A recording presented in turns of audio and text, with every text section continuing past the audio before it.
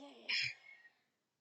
Hello, here it's Lisa Stade of the YouTube channels Lisa Stade and Hitler Obsessed. Okay, so the next scene on this video, which is part 8, or I think part 9 of my review of the plot, synopsis, and the real history behind the 2004 German foreign film's English subtitle film of Downfall, also called the Untergang, that has the leading role of Bruno Grant playing Adolf Hitler. It's about Hitler's last days, the testimonies of not only Hitler's secretary, Untergang, but other people inside the field bunker, uh, from about Hitler's last days, the Battle of Berlin, the Fall of Berlin, even stories and testimonies in the movie of people who were civilians like Peter Krantz, who were fighting in the Battle of Berlin during the end of the Third Reich, while the Allies and Russian forces were encircling and invading Berlin, and of Hitler's death there. So where I left off is Peter has now left his unit of Hitler Youth because he's realized his friends have died, and he runs back off to his home to be with his father, hugs him happily, and he's so happy, but he's also come down with the fever that his mother is taking care of. While he's sick in bed. No, he's just not doing well. Most likely because of the lifestyle he's been living in the front of Berlin that's really just near from his house, pretty much. Uh,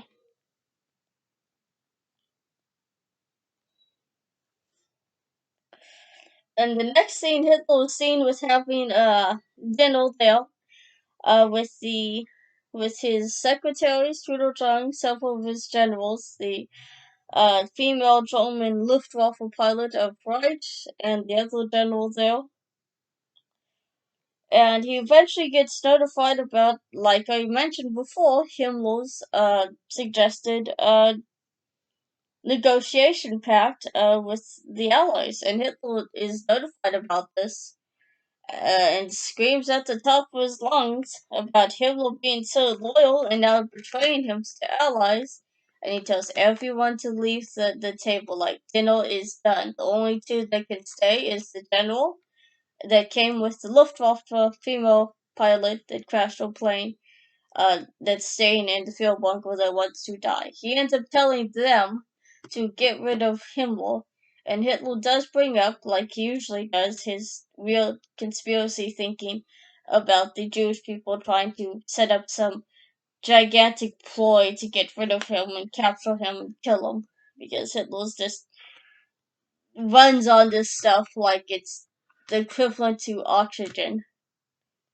Like, definitely even now, towards his last days. I think that probably has connection to what all the assassination attempts and the July 20th one of the failed Valkyrie proved their coup d'etat. From Count von Schaffensburg's failed bomb-laced briefcase that Hitler had. Pretty much didn't kill him, but bruised him up pretty badly, busted his eardrums, uh, sent splinters into his backside and his legs from the table. Oh, and also no, during the blast from that failed assassination attempt in that wooden meeting hut, gets hit in the head with one of the table legs. Because the map table was actually something that they would put together since it was so large for the maps they were laying out for everyone to discuss their military tactics and for Hitler to see. Uh, which just made Hitler just worse than ever in paranoia and everything. A lot of people did die from that event that were innocent people because Hitler decided just to kill anyone connected to these generals. And that resulted in the generals actually making it mandatory that everyone in the military and German armed forces had to use the Nazi salute. And make sure to kiss Hitler's backside a lot more. Because they didn't want to all die because it will never forgot about what happened. Not a very forgiving guy. That's a running theme with dictators, I know. But Hitler does tell the general that and the Luftwaffe pilot staying in Berlin. Yes, go out and go capture and bring Himmel and punish him and kill him for his treachery. But in real life, Himmel is captured and found out by the Allies, who realize who the guy is, even under his little dumb disguise there. Uh, and they try to imprison him and get him to talk, but he has a cyanide capsule stuck in his mouth, and he bites into that thing, killing himself instantly.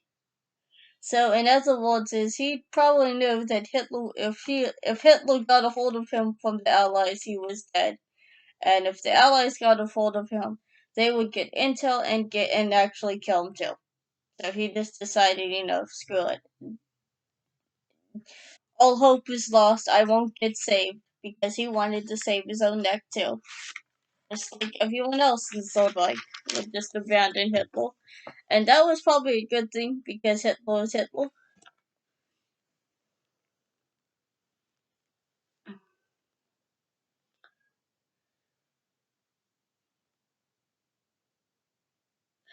Yeah, and then Hitler in the next scene meets up with Ernst Robert Gowitz, which Gowitz actually requests Hitler to leave Berlin and for him and his family to escape, but Hitler just tells him, no, no, no. Even though this guy has, I guess, connected to Hitler's the Nazi medical experiments, and Hitler says, I'll take full responsibility for this. You don't have to worry. You pretty much are going to die with me anyway, because the guy does blow up his family in the next scene at a dinner table, with pulling the pin out of a couple of hand grenades he has underneath the table that he's holding onto to kill everyone at his residence in Germany, though. But the next scene is of, and I forgot to mention this, Hitler does want Hermann Fegelein to be found because Hermann Fegelein is Hitler's attendant, and he wants him shot for it too, for being connected to Hitler, because Hermann Fegelein is seen as a traitor.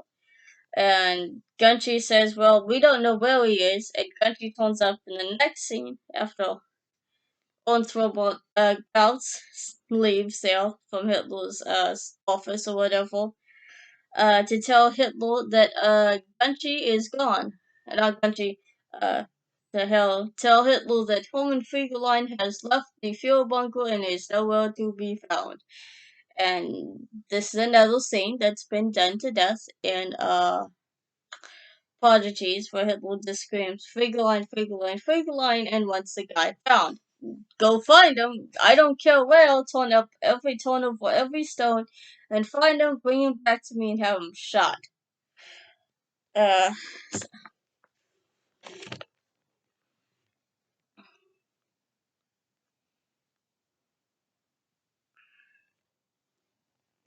so in the next scene was the scene I was telling you about of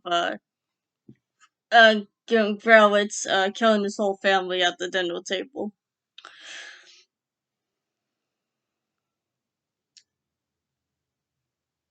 I mean, even back in Hitler's meeting room, Hitler decides to has been now told that the Russians are even further into Berlin, very close to the chancellery, and that the Luftwaffe is just pretty much out of business. They're pretty much obliterated. So the mission he sent Reich and them were just pretty much a failed mission. Reich actually, Rush or whatever, the female Luftwaffe pilot does survive.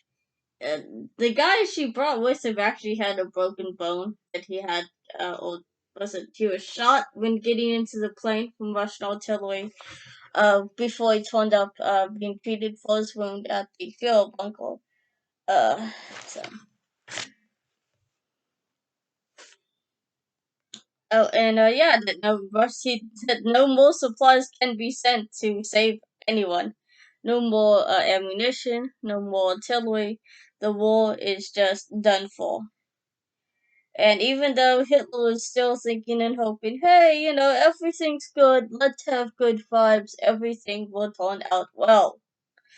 Uh, while just not still admitting that maybe I have something to do with this problem and it's done for, and I might as well take the old old pistol and the cyanide capsule and blow my brains out and be done with it and put everyone else out of their misery for this dumb shenanigans and stupidity of mine and horrible evil crimes against humanity, I guess. So, uh,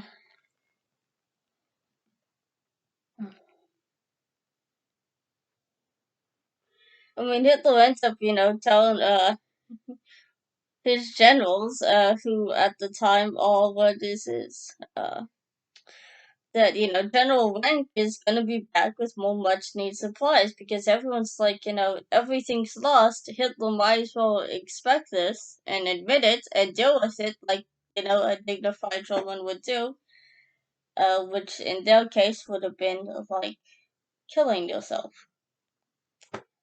uh, well, ending the war and surrendering, and hopefully regrouping and continuing the thing later on. Which for Hitler, he knew that wouldn't happen. It was death, and that was it. And especially his suicide. Uh,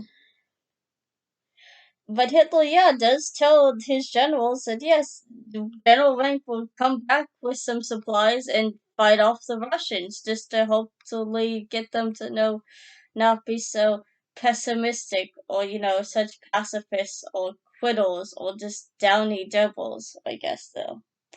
Uh, which everyone is just getting to the point of being tired of it. Uh, I mean, Hitler, even at this scene, decides to be told by Hitler, who tells her to write out his last will. I mean, even in Hitler's last will, he ends up saying, I fought for Germany ever since, fighting as a soldier in World War One, and I take no responsibility. It's all the Jews' fault. And just the usual Hitler rhetoric there, and deranged conspiracy, anti-Semitic thoughts, and lack of responsibility and narcissism, and with him wanting to take his wife and give Joseph Goebbels the power to be chancellor or president, and Dulles to be, was it the, I think the chancellor, and Goebbels to be the president, which Goebbels takes as an offense to, I never disobeyed Hitler, but now I will, and every one of my family members are going to die for it. Because he's so heartbroken, butthurt, that his beloved friend decided to tell him to live instead of die with him. And this is the end of part 8 or part 9 of this video, and I will say make sure to like and subscribe, hit the notification bell, leave a comment to my YouTube channels of Lisa State and Hitler Obsessed, become a patron, and donate to my Patreon, and donate to my subscribe stall for Lisa State and Hitler Obsessed. Send me a friend request to Facebook of Lisa Stade, or leave me a comment, or leave me a friend request and a comment on my Facebook page of Lisa Stade. You can visit my BitChute channel also on BitChute.com of Lisa Marie Stade. Just stay on that one channel, and off to now part 9 or 10.